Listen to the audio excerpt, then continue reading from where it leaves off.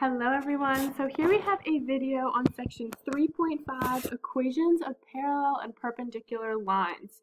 So to start this section, we are going to have a good review of equations of lines and graphing lines, but ultimately, here's the new vocab that's going to be covered in this section: horizontal lines, vertical lines, slope of parallel lines, and slope of perpendicular lines. So this video is just going to discuss the first part of 3.5. You guys are going to make sure you're taking notes in the guided notes that are on Schoology, as well as completing the U-Try problems. And you're going to submit photos of both the notes and the U-Try problems. So you should be following along, writing down what I'm writing down, as well as trying the U-Try. Okay? So make sure you're following those directions. To start, guys, let's do a quick review here. What is slope? Right? What is slope? Slope is the line that connects two points, okay? And it is like the steepness, right, of the slant of that line. From 2 points x1 and y1 and x2 and y2. It's helpful to label those points when you're trying to find slope. And remember, here is my formula. Remember M. Ooh, M stands for slope. Okay, that's the variable we use to represent slope as M. We talk a lot about slope. We use this phrase rise over run. Okay, so we want to make sure we remember that phrase rise because it's the change of the y first over the change in the x, the run, horizontal. Okay, so we want to remember that about slope. Now let's talk about horizontal and vertical lines. Okay, because something special happens with those slopes. So horizontal lines. The slope of all horizontal lines, anybody remember? The slope of all horizontal lines is 0, okay? And I want you to really think about rise over run here if you ever forget that. So if you don't feel like memorizing that, and I don't want you to memorize it, but if you ever are wondering why it's 0, well, here I have a horizontal line, and I want you to think about, okay, if I'm going from this point to this point, I'm rising, right? Remember, rise over run. I'm rising how much? None, right? I'm not rising anything. So I'm rising 0, and I'm running, I don't even know, it could be anything. We could be running 5. But 0 divided by 5, or 0 divided by 100, is just going to leave me with 0. So that's why my slope of all horizontal lines is 0. The slope of the equation of all horizontal lines is the y-intercept, okay?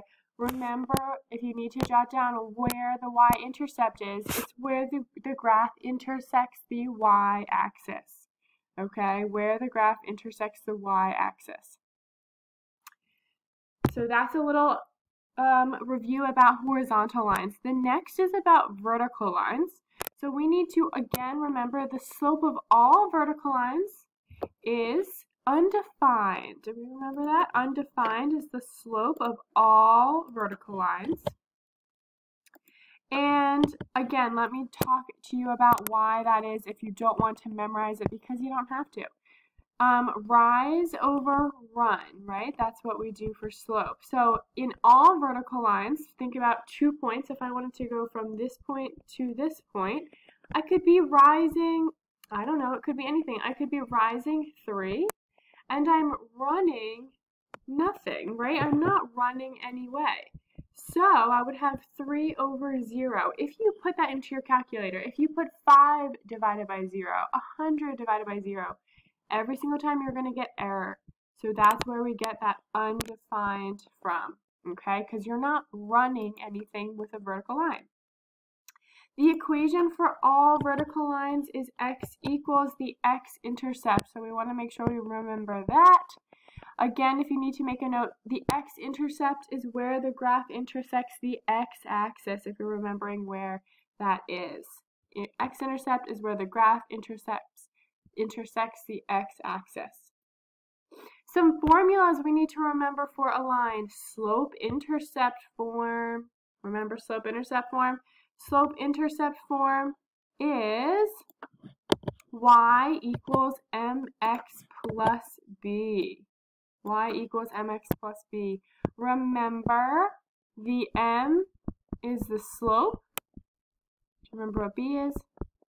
B is the y-intercept. Okay, guys, that's why it's called slope-intercept form, because it talks about the slope and the intercept. Okay, the names are there to help you out.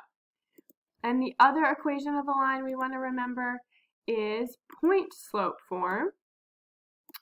And that's y minus y1 equals m times x minus x1. And that one's also super helpful.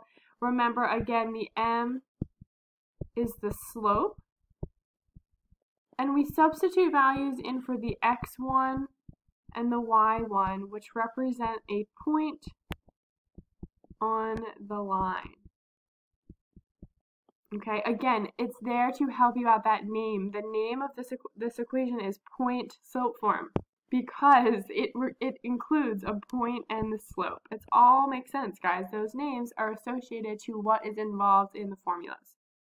Okay, so now let's do some practice.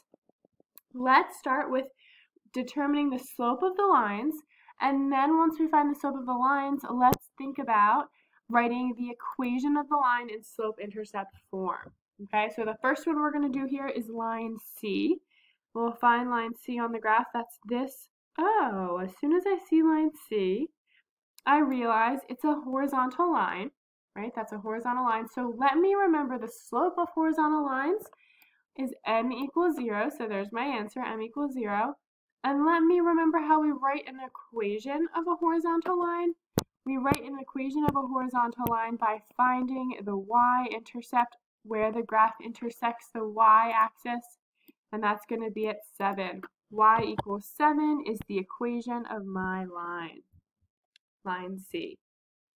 Okay, so thinking about looking at that graph, what do you notice? And that kind of helps you write the slope and write the equation. So line D, oh, here's line D. As soon as I see line D, I realize it's a vertical line. I'm trying to find the slope. Well, I remember vertical lines all have an undefined slope. And I write the equation of vertical lines by finding the x-intercept. X-intercept is where the graph crosses the x-axis, which is at 4. X equals 4 is the equation of my line D on the graph. Okay?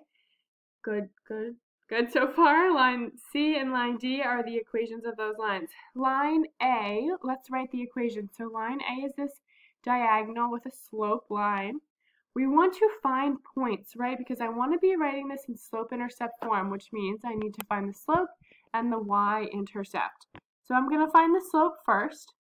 To find the slope, we need 2 points. So on line A, I have point 2, 3 and point 5, 7. As soon as I write down my points, I want to label them x1, y1, x2, y2. So then I can go ahead and find my slope. So my y2 minus y1 over x2 minus x1, that's the formula. And now we'll go ahead and substitute those numbers in. So I'm going to have 7 minus 3 over 5 minus 2.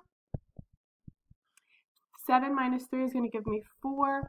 5 minus 2 is going to give me 3. So my slope is 4 over 3. Okay, once I have my slope and I have a point, I actually have 2 points, we're going to substitute those into point slope form. Okay, and that's going to help me write the equation eventually in slope intercept form. So first step, find the slope. Second step, substitute the slope that I just found and the point into point slope form. And now that's going to look like, let's substitute those in. So y, you can use either of these points. I'm going to use the one that we have already labeled, x1 and y1.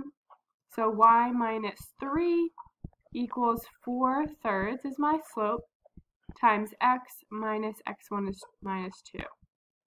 Okay, and now we want to start to solve for y because I want to get it into y equals mx plus b form. Okay, so that's what I want to focus on.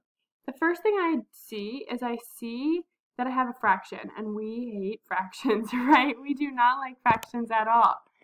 So we want to get rid of those fractions, and we want to do that by multiplying the entire equation by the denominator, so by 3.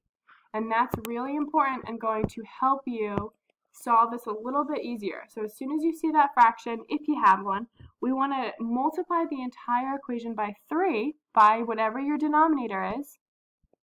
And then we're going to distribute that inside my equation. So I'm going to have 3 times y gives me 3y.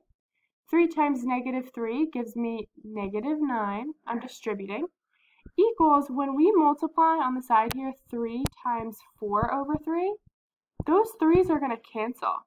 So I'm going to be left with 4 times x minus 2.